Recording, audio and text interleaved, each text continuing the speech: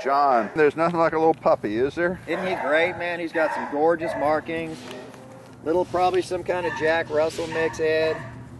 We just picked him up from county a few days ago, but he's so sweet. He gets along with everybody.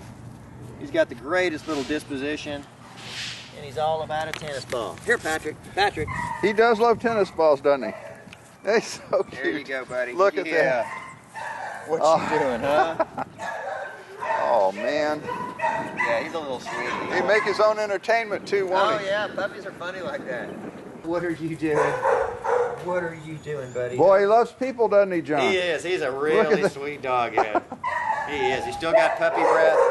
Oh, yeah. Do you still have puppy breath, huh?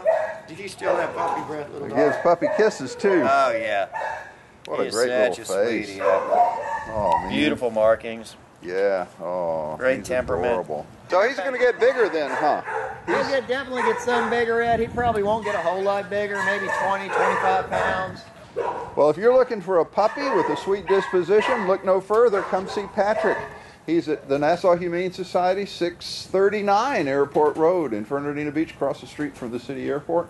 He's a cutie. Please come see Patrick.